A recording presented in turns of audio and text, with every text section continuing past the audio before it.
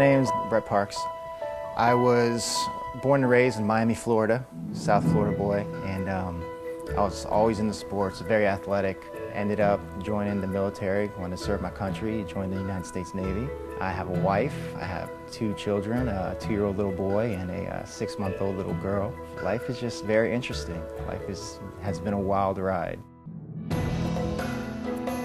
October 17th, 2012, I was trying to break up a robbery and I was shot in the abdomen, and I lost a kidney, a third of my colon, and the lower part of my leg. I was in a coma for 20 days. I had about 17 surgeries, and they didn't think I was going to make it. From the moment he got injured, from October 16th, our lives were one way, and October 17th, everything changed. Our normal is a new normal. We thank God every day that we have this new normal, because things should have gone the other way from what the doctors at Shands told us. So we are just grateful that we are here today. I'm a certified fitness trainer, and I had a client that I was waiting for my client outside of the fitness center at her housing complex, and I heard a man scream behind the fitness center, and it freaked me out, and I just dropped everything. I ran over there, and when I turned the corner, I saw a man robbing another man, and I ran in there and grabbed the robber to try to break it up, and he shot me. He shot me in the abdomen, and I dropped like a pile of bricks, and I just laid there, and I thought to myself, this is it, I'm going to die. And then I remember looking up and seeing the orange and purple clouds and the green tree against the sky, the blue sky, and so I started thinking about my wife, who was 7 months pregnant at the time, and my daughter that I might never see, and my son, what kind of man is he going to grow up to be without me? And I wanted to be there for him. So my attitude went from I'm going to die to I'm going to live.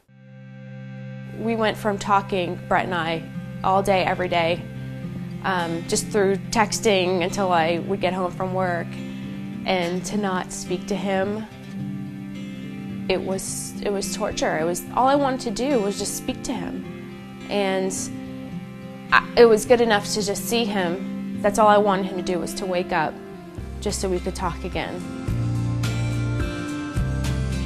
20 days later, I ended up waking up and without a foot. It was a couple days later when I saw a reflection of myself in a window, and I didn't see my foot.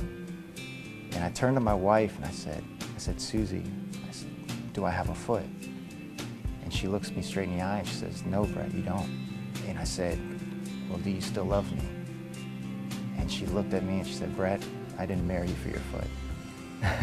And from that moment on, I was like, okay, everything's gonna be all right. Everything's fine. It still wasn't the Brett pre-incident, but just to begin communicating again was a step in the right direction towards our new normal.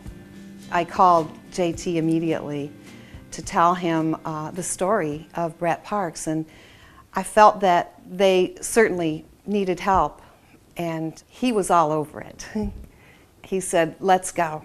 When we got there, it was just overwhelming because there was so much love in his family. To see his face, that's all I can think about was his face. He was a sad young man. He wasn't smiling. He looked like he was lost.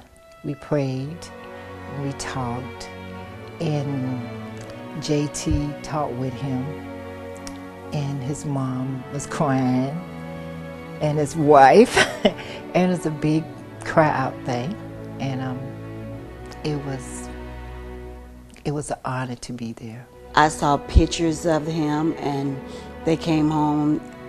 They was excited to see him, but they talk as though he had a sad spirit, and that, you know, that JT was excited because I believe that he felt like he had touched someone and he had made a difference in someone else's life.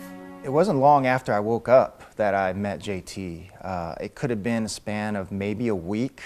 I'm not entirely sure, but it was fairly soon that I met Judy, and she came in. She said, "Hey, I want you to meet somebody. This is JT Townsend. He wants to meet you." And I was like, "Sure."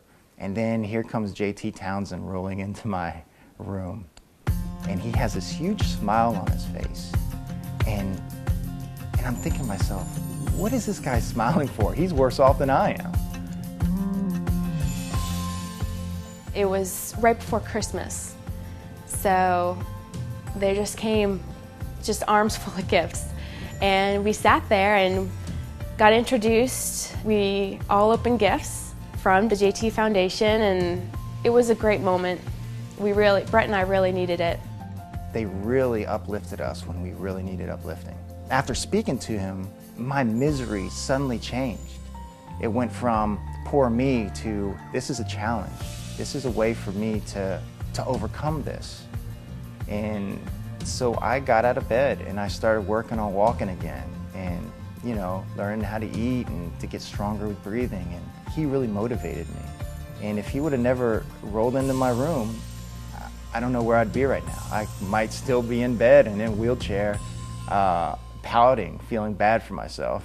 It was a horrible thing that happened to Brett, and you start to think about the world we live in. And after something like that happens to your family, you go to a certain place thinking that nothing is good in this world. And the moment we met JT and were introduced to him, got to know his story, and his smile, his positive attitude made us think. One, there's still good people in this world, thanks to JT.